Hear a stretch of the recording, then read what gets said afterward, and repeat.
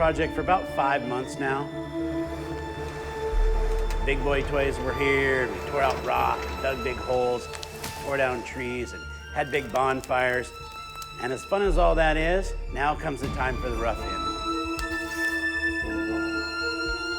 The plumber, all his drain pipe has to slope so that everything will run down the drain as it's supposed to and meet code. He'll start laying out how his drain system's gonna work, how all that's gonna flow to the sewer system, get all of his holes pre-drilled, and he gets to get that pipe installed first, and then everybody works around him so that his drain system works properly. Our plumbing subcontractor is Glen Grove Plumbing. These guys know what they're doing. You can just watch them work together. They're a team, and I can just trust that the plumbing system that's going in any home I build is going to be done properly and with a good quality. While the plumber's inside doing his rough-in work and getting all his system installed inside, we still have Jade here working.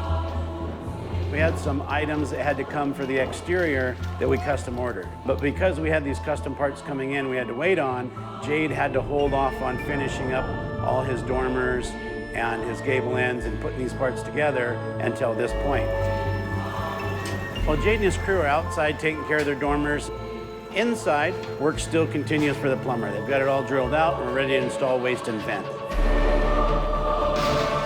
So now that they have everything drilled out, they'll start running different sizes of ABS. One system is for the drain, one portion of it's for vent. If you don't have a vent system, then it can't get air to it, and then the flow stops. So you got the waste moving and the vent to get it air. That completes the system. Everything works well. Now that the plumbing crew is really wrapping up the ABS system, waste and vent, and they're getting ready to start the hot and cold water lines, Jessica arrived on site today to make sure that everybody had the correct information. So there's kind of a double check system here. Not only have I gone through it, but Jess is gonna come through the job and make sure that she doesn't see anything, and we've double checked that all valves are in the right location. Now that Jessica's come through and done her double check on the valve locations and knows what valve's gonna go where, now Jason will start actually pre-assembling those. In some places, we might use the exact same valve, but let's say it doesn't fill a tub, it's only used for a shower.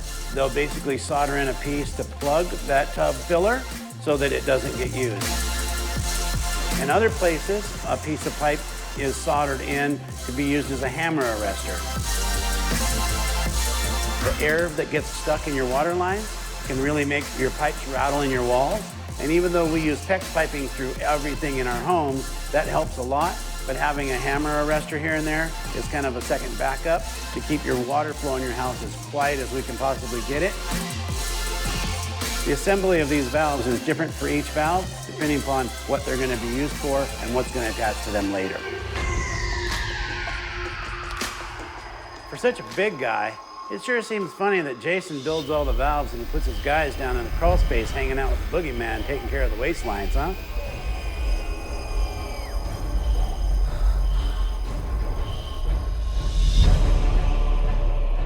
Now it's time to get these valves installed and get pressurized water running to them.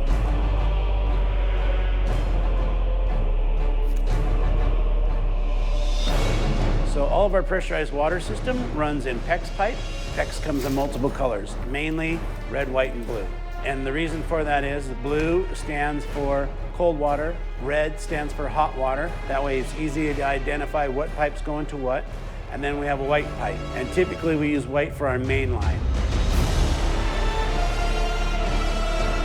Once he has that done, then he brings his hot side in, his cold side in, and gets everything tied together. The water piping is completed. Jason got all of his valves installed. Plumber's basically done with his stuff. We're ready to move on to the HVAC work.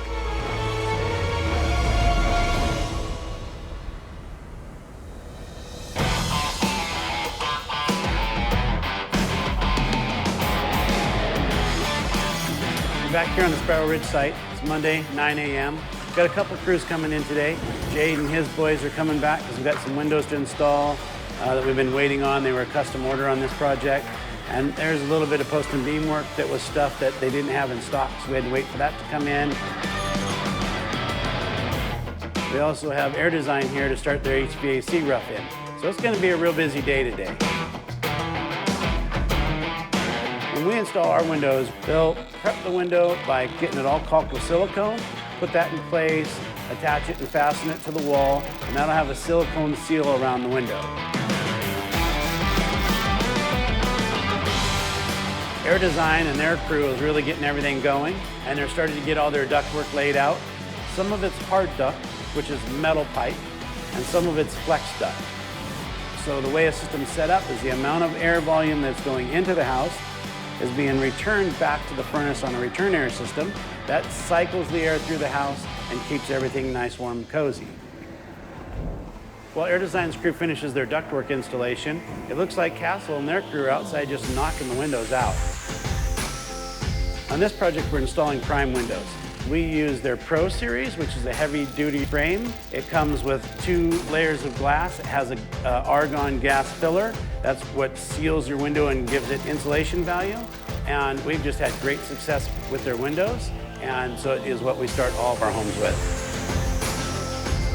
It's been a really productive day, both inside and outside. Windows are done now. HVAC system's going in great. And now Castle has one other task. We had a few post and beam pieces that were delayed in being delivery, and we're going to get ready to get these installed. Harley will then take these bases, drill a hole with a roto hammer into the concrete, set the base over it, and this screw literally screws itself into the concrete and becomes as strong as the old day anchor bolt used to be. Their beam saw turns out is broke today, but we can't lose time and schedule. So they're going to take their skill saw and get them cut in multiple cuts, which will achieve the same thing. And then from there on the posts, they will bevel the top so that it fits the beam. We just think it gives it a nice look. They'll also route all the edges, make them a little smoother, and prevent you from getting splinters. When working with a post and beam system in our homes, not only are they big, heavy pieces of timber, but they're one of the signature pieces to our homes. We don't buy extras. These beams that we order come out of Seattle. They're kiln-dried piece of timber, so the right trees have to come in for them to even make the beams. And then they have to go through a drying process, and then they get shipped to us. So you can't just run down to Home Depot and buy a new one because you made a mistake. With that said, these guys are very meticulous about how they put these things together. When this comes together, it needs to be right. They don't make a wood stretcher. This is exactly why we use Castle Construction. I can count on my post and beam system actually looking like the signature to my home that we expect it to be. Crews on site today have just absolutely killed it. Jade and his boys got the windows in, post and beam system is virtually complete, HVAC crew got their stuff done, electricians are here getting their layout done, spools are getting hung in place, central vac's getting their layout done, but that's a story for next time.